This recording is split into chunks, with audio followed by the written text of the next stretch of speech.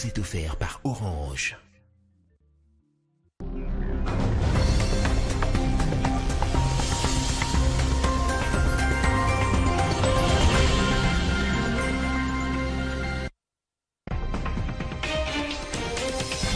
Sept cas de coronavirus à Kinshasa, des mesures qui se font encore attendre au sommet de l'État, mais déjà, les deux chambres du Parlement ont décidé de suspendre toute activité au Palais du Peuple jusqu'à ce qu'il y ait des garanties sanitaires conséquentes.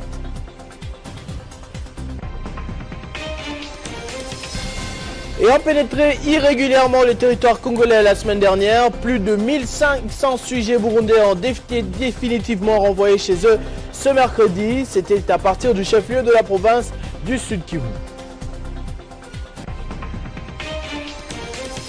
Kinshasa sans épave des véhicules, est-ce possible? En tout cas, c'est l'intention d'une opération lancée par la police nationale pour rendre la ville propre et s'y débarrasser de ces engins qui servent parfois d'abri pour les malfaiteurs. Mesdames et messieurs, bonsoir. Au moment où l'Afrique enregistre son premier décès sur le continent, au Burkina Faso, les nouvelles ne sont pas non plus rassurantes à Kinshasa où l'on est passé brusquement ce mercredi de 4 à 7 cas, dont un autochtone, un personnel soignant, ce qui marque une nouvelle étape dans cette pandémie dans le pays. Pour limiter la propagation du coronavirus, le Conseil des ministres extraordinaire dirigé par le chef de l'État a pris des mesures ayant trait à l'accès du pays, au rassemblement dans les lieux privés et publics, à la sensibilisation et la protection de la population, les mouvements des citoyens dans les pays, ainsi que la prise en charge des personnes contaminées. Et visiblement, pour donner l'exemple, l'Assemblée nationale se rallie au Sénat et suspend ses plénières à dater de ce 18 mars jusqu'au 5 avril. La décision est une mesure préventive pour éviter la propagation du virus. On écoute à ce sujet le rapporteur de l'Assemblée nationale, Célestin Moussaou. De l'état d'avancement de la pandémie à coronavirus Covid-19 et après la séance académique organisée par l'Assemblée nationale, en date du 17 mars 2020, avec le professeur Mouyembe Tafoum de l'Institut national de recherche biomédicale, les bureaux de l'Assemblée nationale et du Sénat ont pris la décision de suspendre toutes les activités en plénière des deux chambres législatives durant la période du 18 mars au 5 avril 2020. Néanmoins, en cas d'extrême urgence, les travaux en commission pourront se tenir dans le strict respect des conditions d'hygiène idoines et des mesures édictées par le gouvernement et l'Organisation mondiale de la santé, OMS, en cycle. Les membres des deux bureaux vont continuer à travailler pour assurer la continuité des services dans l'observance des conditions ci-citées et tiendront informés les honorables députés et sénateurs de toute évolution. Faite à Kinshasa, le 18 mars 2020, pour le Sénat, Alexis Tambwe-Mwamba, pour l'Assemblée nationale, Janine Mabunda Lyoko. Le ministre de Tourisme n'est pas resté de marbre face à cette situation. Yves Linkoulou a personnellement sensibilisé les opérateurs du secteur, tels que les hôtels, les restaurants, cafés et autres, sur les dispositions pratiques relatives à la prévention contre le coronavirus. Il faut alerter le plus rapidement possible les services compétents en cas de découverte des cas suspects, a-t-il insisté.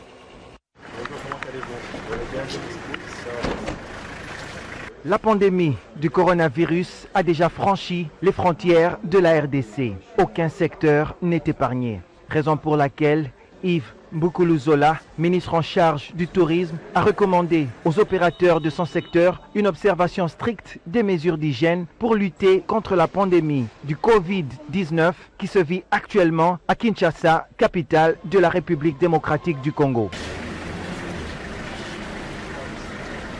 Il a lancé cet appel au cours d'une séance de travail. Les responsables des hôtels, cafés, restaurants et plusieurs sites touristiques dans son cabinet. L'homme d'État a pris des mesures importantes pour prévenir la propagation de ce virus. Au-delà d'observer les mesures d'hygiène, les opérateurs dans le secteur du tourisme doivent alerter le plus rapidement possible les services compétents en cas de découverte de cas suspects et faire preuve d'une bonne coopération. Le ministre du Tourisme a toutefois félicité ceux qui se sont distingués. d'abord, je vous remercie pour le travail qui a été effectué dans votre hôtel. Merci. Nous sommes très contents parce que vous l'avez suivi. Vous l'avez même fait bien avant. Au niveau du ministère, nous puissions demander à tous nos hôtels et restaurants d'améliorer les conditions d'hygiène. Nous pouvons vous encourager. Il sied de noter que jusqu'à ce jour, la République démocratique du Congo a confirmé plus de 4 cas de personnes infectées par le coronavirus détectés en premier lieu en Chine et tous ces cas sont pris en charge selon les autorités du pays. D'expérience, les Quinois tendent souvent oreille aux confessions religieuses, sont fanatiques de football pour la plupart, mais également chacun de son côté, dans son intime conviction, est partisan d'un courant politique. Prêchant l'idéologie kabiliste, l'ASBL Kabila Forever a lancé une campagne de sensibilisation ce mercredi contre la propagation du coronavirus à Kinshasa. Le coordonnateur et président de cette ASBL, Julien Petit, a rencontré une population très reconnaissante envers Joseph Kabila. S'il y a un autre danger auquel est exposé les Quinois, c'est surtout l'incrédulité ou simplement le manque d'informations au sujet de la pandémie de coronavirus. Le coordonnateur et président de l'ASBL Kabila Forever, Julien Petit, soucieux de vendre la bonne image et la véritable idéologie du président de la République honoraire, a fait un saut surprise ce mercredi au rond-point Huilery pour sensibiliser la population sur les règles d'hygiène à respecter. Nous sommes ici pour sensibiliser la population contre cette épidémie de coronavirus qui fait rage partout au monde. Et donc nous sommes venus prévenir et enseigner, expliquer à nos frères comment lutter contre le coronavirus. Curieux, des dizaines de personnes ont accouru et après avoir pris conscience de la situation, ils ont remercié l'homme derrière le combat de Kabila Forever, celui qui est considéré comme un héros vivant, Joseph Kabila Kabange.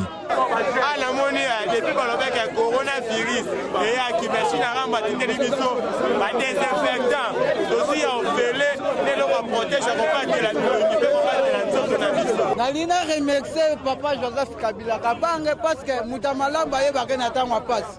Ezana batu ba mama ke na rere masiko to bi ko davi mutamalamba. Zonga candidature 2023 cause de la 180%. Depuis bientôt une année, l'ASBL Kabila Forever se bat bec et ongle pour redorer l'image de Joseph Kabila, abusivement terni par une mauvaise campagne de son œuvre. Contre vents et marées, les mouvements conduits par Julien Petit ne cessent d'enregistrer des adhésions en masse.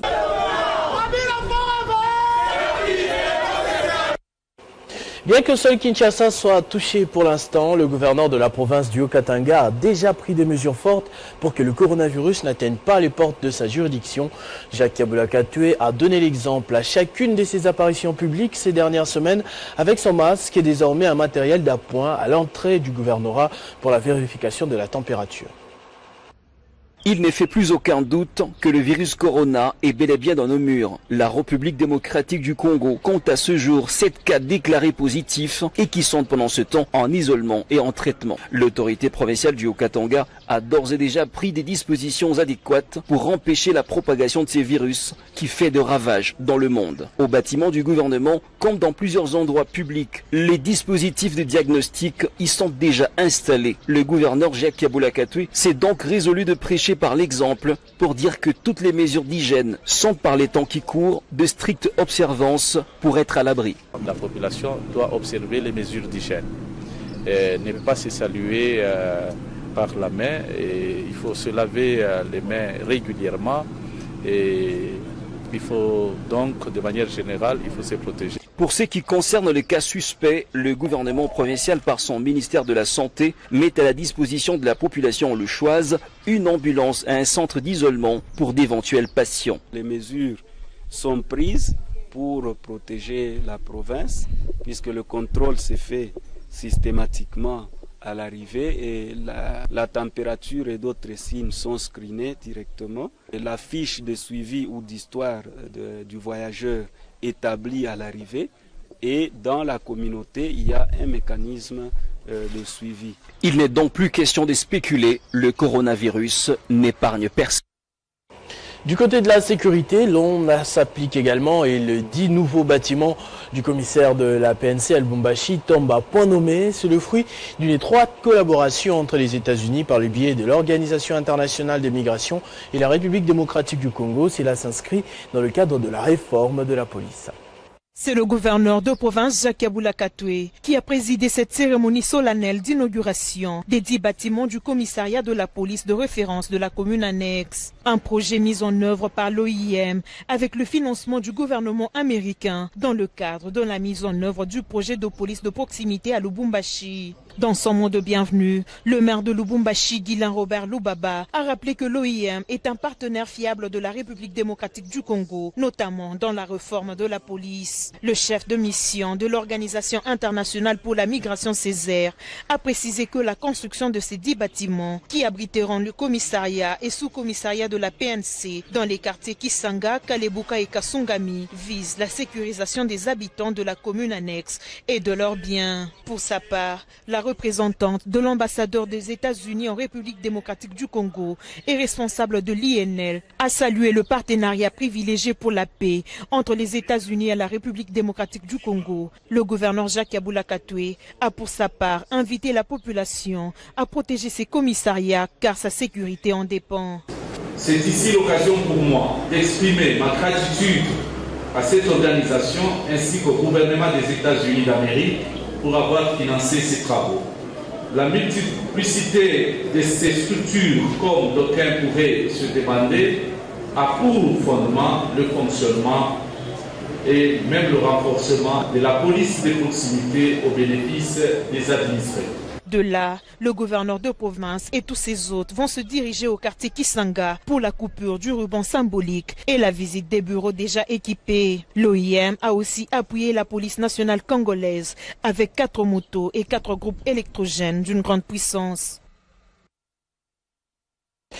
Police encore, lancement de l'opération Kinshasa sans épave des véhicules.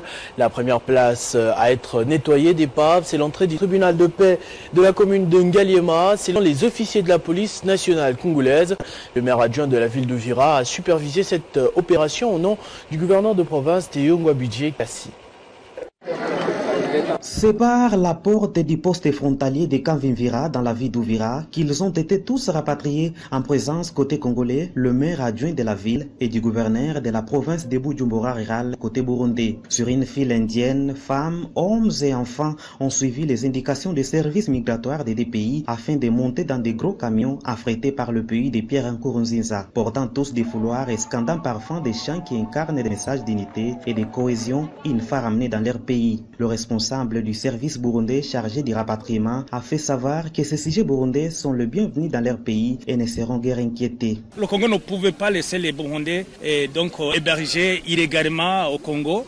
Il fallait que les Burundais soient transférés dans leur pays natal. Vous avez vu vous-même que vraiment ils ont perdu la culture burundaise.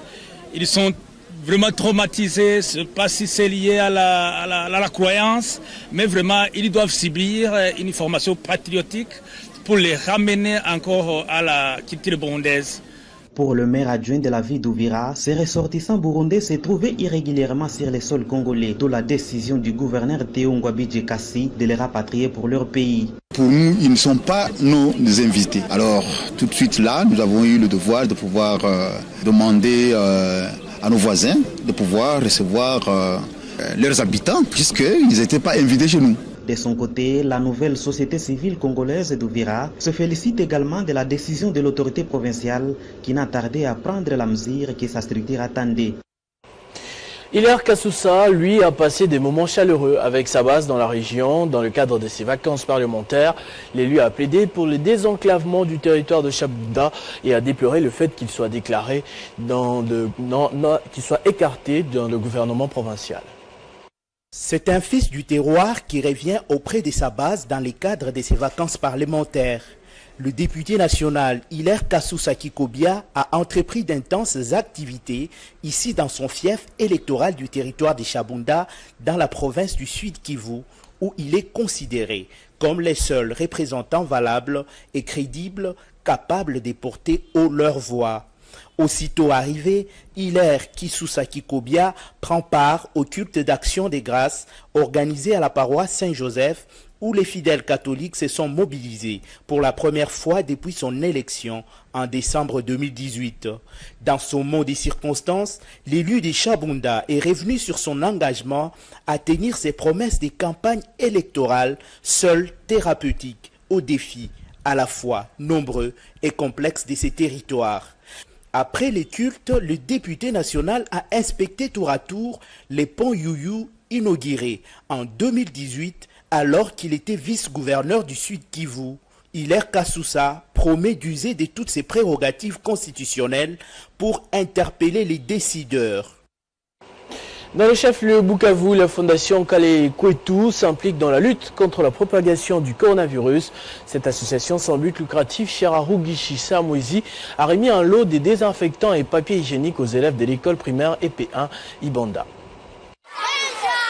Plus d'une semaine écoulée, la République démocratique du Congo fait face à l'alerte de la présence de la pandémie du coronavirus. Dès lors, la province du Sud Kivu prend de plus en plus de dispositions y afférentes. Ce mercredi 18 mars 2020, à Bukavu, la fondation Kale Kwetu s'est déplacée jusqu'au centre de l'école primaire EP1 Ibanda, située au quartier d'Endéré, à quelques mètres de la mairie de Bukavu. Nous sommes en comité d'Ibanda. En ces lieux, la délégation de la FOCAC lui a remis un lot de désinfectants et de papiers hygiéniques à des centaines d'écoliers réunis autour de leurs responsables, sous la houlette de M. Eric Lundungue, chargé de projet représentant les coordonnateurs de la FOCAC, Radia Borugishi. Cette action est le lancement des actions que projette la fondation Kale Kwetu, lutter contre le coronavirus dans la ville de Bukavu en particulier et dans la province du Sud Kivu en général. Alors notre président est soucieux d'accompagner notre gouvernement sur ces sujets. Compte tenu de la situation actuelle, nous sommes là pour vous montrer comment vous pouvez prendre des dispositions relatives, comment vous pouvez vous protéger contre cette épidémie. Les bénéficiaires remercient les coordonnateurs de la fondation Kale Kwetu pour les soucis vis-à-vis d'eux. Je remercie les fondateurs de Kale Kwetu de nous avoir amené les désinfectants pour nous protéger contre le coronavirus. Au nom de la sous-brevette empêchée, M. Joël Bassedeke, chef du personnel de la sous-division EPST Bukavu 1, encourage l'action que vient de poser la fondation Kale Kwetu, qu'il considère patriotique. Ici est de rappeler que la fondation Kale Kwetu est une plateforme visant l'amélioration du vécu quotidien du peuple congolais de par l'initiation à l'entrepreneuriat. Le ministre d'État en charge de l'EPST, Willy Bakonga, a fait une mise au point au cadre du CECOP à la suite des tensions observées dans cette structure d'appui du ministère. Pour appuyer l'effectivité de la gratuité de l'enseignement, il est important de ne pas verser dans des malversations, a fait comprendre le ministre. Le paye des enseignants, c'est votre affaire. C'est là où vous jouez un rôle inégalable, un rôle sans précédent. C'est comme ça qu'il était important que nous ayons quand même cette séance de travail pour attirer tout particulièrement votre attention sur le fait que ce travail doit se faire dans tout le sérieux possible, avec tout le sérieux du monde, sans complaisance, avec rigueur, le travail de la collecte des données sur les nouvelles unités. La situation qui est à l'école, s'il y a 6 enseignants et le directeur, on doit voir sur le fichier paye ces 6 enseignants-là. Il ne faut pas gonfler les effectifs pour rien. On va constituer une commission. D'ailleurs, j'ai créé déjà un autre service au niveau de CECOP qui va s'occuper du contrôle et de l'audit. Pas plus tard qu'hier, il y a un agent de CECOP qui doit être suspendu, qui a pris un arrêté, qui a dupliqué cet arrêté pour 80 écoles à partir d'un arrêté. On en crée 80. Le rôle, la mission du CECOP est dictée par l'impératif de la bancarisation et de la gratuité de l'enseignement aujourd'hui. Explorer les innovations et l'excellence dans le domaine de l'autonomie, c'est le thème de la première conférence technique de l'automobile au Congo, COTEC 2020, des travaux ouverts par le ministre de la Formation professionnelle, Arts et Métiers, qui ont pour objectif de préparer les jeunes à toute catégorie d'âge à l'emploi. Ici, au siège de l'Office de route, on s'y met dans la pratique. Le ministre de la Formation professionnelle, Arts et Métiers, John Tumba, était présent pour suivre de très près cette phase de diagnostic technique avec la valise de détection des pannes présentée pendant ces rendez-vous qui prônent les nouvelles technologies. Nous sommes sur le point expérimental des logiciels Dialtest. Nous sommes sur la niveleuse John Deere série 670G. Nous avons branché le module et aussi l'ordinateur. Nous avons passé quelques opérations. Cette initiative de Data Engineering et autres partenaires internationaux permettra la mise sur pied d'un centre d'excellence où la valise de détection des pannes sera comme base du transfert des technologies. C'est une nouvelle technologie que nous devons associer maintenant dans la mécanique dans notre pays. Je crois qu'avec tout ceci, ça pourra donner. Donc nous préparons une main-d'œuvre qui doit pouvoir maintenir les engins destinés aux travaux routiers. Comme vous savez, le pays, c'est un grand chantier. On va commencer la réhabilitation des routes et sont les mêmes mécaniciens qui sont formés ici, qui peuvent être utilisés pour réparer aussi les engins lourds dans les mines. C'est le même système. Et aussi, il y aura une catégorie ou bien une filière pour former ceux qui vont agir sur les engins légers. 24 heures plus tôt, lors du lancement officiel de la dite conférence par le ministre John Tumba, les panélistes ont successivement exposé sur le secteur technique de l'automobile. Et le manager de Data Engineering, Darling Baguma, a aussi, avant la phase pratique, donné quelques théories de base pour mieux cerner les objectifs de cette conférence. Depuis l'annonce par les médias et réseaux sociaux de la pétition visant à déchoir le chef de l'exécutif provincial du Maniema, Ogi Moussafiri, les réactions fusent partout pour fustiger un tel comportement. Les forces vives de la province se sont décidées d'apporter leur soutien au gouverneur. Suivez. Roule les pétitionnaires se réclamant de la société civile Force Vive de Maniema qui a récemment demandé la démission du gouverneur Ogi Moussafiri Nkola. C'est la question que l'opinion nationale se pose. Quand on sait que le président lui-même de la vraie société civile Force Vive ne reconnaît pas l'existence de la pétition. Coordination provinciale de la société civile Force Vive du Maniema n'a aucune pétition qu'elle est en train d'initier.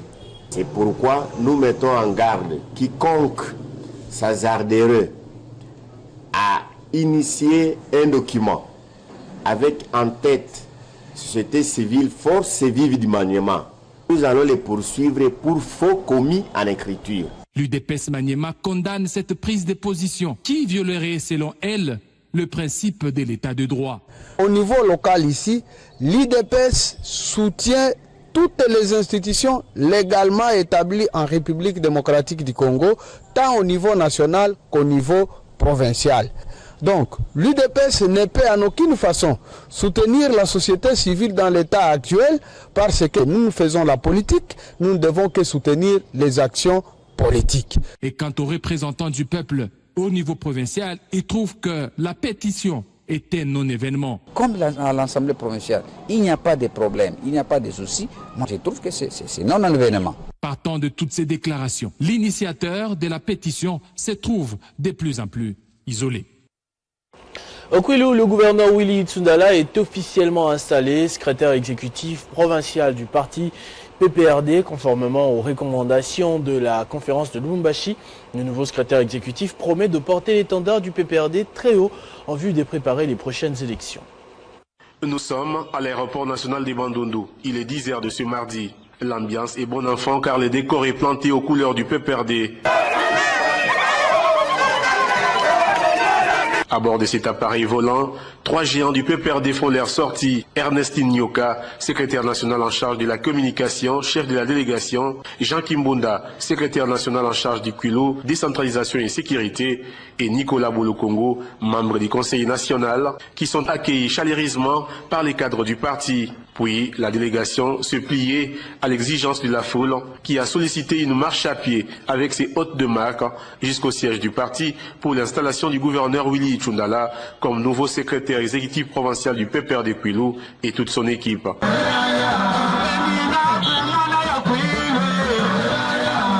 La cérémonie commence par les mots du secrétaire exécutif provincial sortant, Ephraim Kinda, qui a expliqué la genèse de ces changements qui tirent son existence des assises de Lubumbashi, puis a prêché sur l'unité du parti. De son côté, le secrétaire national Jean Kimbunda a loué les réalisations du gouverneur du Kwilu Willy Tchoundala en dépit de la situation financière que cette province traverse et a invité en même temps ses frères et sœurs du terroir à soutenir ces nouveaux comités. Vint le moment de la prise de l'étendard du parti en signe d'installation du nouveau comité exécutif provincial par la secrétaire nationale Ernestine Nyoka qui a invité ces nouveaux comités à plus de responsabilités, une façon de se soumettre à la vision du président national du parti, Joseph Kabila Kabange, qui a ordonné cette installation à travers le secrétaire permanent Emmanuel Ramazani Chadari. Pour Willy Tchoundala Hassan, c'est une responsabilité de plus. Le Rotary Club Binza a connu aujourd'hui deux grandes activités. D'abord sa 36e réunion statutaire ainsi que le 46e anniversaire du club. Une occasion pour Jean-Christo Mayembe, président de cette association, de passer en revue les actions menées ces 2 dernières décennies. C'est considéré comme l'un des clubs le plus actifs de la capitale Kinshasa. Avec 46 ans d'âge, le Rotary Club Kinshasa Binza a le vent en poupe. Des actions phares enregistrées notamment la réhabilitation du pavillon 2 du CNPP, la formation des médecins urgentistes à l'UPC pour ne citer que celle-là. Jean-Christo Mayembe, président en exercice du club de Kinshasa Binza, salue la mémoire de ses prédécesseurs qui se sont engagés non seulement pour la vie du club mais aussi pour le bien-être de la population. Le 8 janvier 1974, le club a tenu sa première réunion comme club sous parrainage du Rotary Club Kinshasa, le club parrain en attendant la charte. Le 18 mars 1974, Kinshasa Binza obtient sa charte et depuis cette date, le club est reconnu comme club membre du Rotary International sous le numéro 17 247 et appartenant au district 9150. Avec une note particulière dans son discours pour le docteur Jean-Jacques Mouyembe, leur ami du club, qui devient selon lui un rotarien, mais aussi un patrimoine pour l'humanité suite à ses performances dans le domaine de la santé. Le président Mayembe a exhorté toutes les rotariennes et rotariens à poursuivre les actions qui doivent encore plus sauver des vies partout à travers le monde. Bouclons ce journal avec de la culture. Goma a abrité le week-end dernier un concours régional sur la coiffure. Pendant plusieurs heures, les coiffeurs venus des pays de la région des Grands Lacs, dont le Rwanda, le Burundi, ont exposé leur talent au grand public. Une initiative qui a pour but de valoriser ce métier qui fait vivre de nombreuses familles. Pacheco Kavundama. Valoriser la coiffure dans la région des Grands Lacs, c'est le bien fondé du concours organisé à Goma par les coiffeurs réunis au sein d'une grande association appelée Coiffure TV Internationale. Venus de Kinshasa, Bukavu dans la province du Sud Kivu, Goma au Nord Kivu, nous sommes en République démocratique du Congo et d'autres pays voisins dont le Rwanda et le Burundi. Ces coiffeurs ont compéti ici au village Mabanga de Goma, espace de loisirs disponibilisé par la Bralima. Durant la compétition, tout s'est bien passé au profit des spectateurs et d'autres amoureux de la coiffure. 5 catégories étaient présentes à cette dernière édition, marquée par la démonstration de nouveaux talents qui n'ont laissé d'espace aux anciens coiffeurs et cela malgré leurs expériences. Grâce au financement de l'entreprise Alphiosign, un investissement des Congolais évoluant dans la région de Grands Lacs, cette compétition est partie de 14h heure de Goma samedi 15 mars 2020 jusqu'à 0h heure de l'Est. Les coiffeurs remercient l'apport de l'entreprise Alphiosign qui leur a permis de matérialiser cette nouvelle édition et a concerné la coiffure dame, la coiffure homme, la manicure, la pédicure et d'autres spécialités liées à la beauté. Ce journal est terminé, je vous en rappelle tout de suite les principaux titres. 7 cas de coronavirus à Kinshasa, des mesures qui se font encore attendre au sommet de l'État, mais déjà, les deux chambres du Parlement ont décidé de suspendre toute activité au Palais du Peuple jusqu'à ce qu'il y ait des garanties sanitaires suffisantes.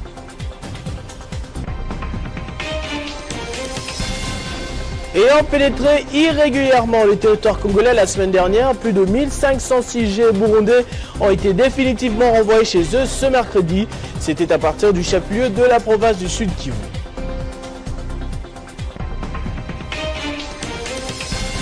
Kinshasa sans épave, c'est le pari de la police. En tout cas, c'est l'intention d'une opération lancée par la police nationale pour rendre la ville propre et se débarrasser de ces engins qui servent parfois d'abri pour des malfaiteurs. À tous et à toutes, merci de votre attention soutenue. Respectez les règles d'hygiène pour combattre le coronavirus et vivre heureux et sans temps.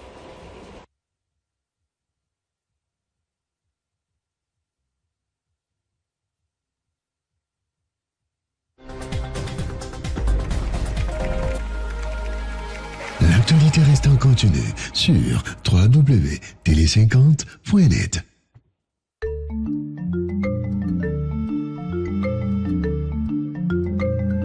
Ce programme vous a été offert par Orange.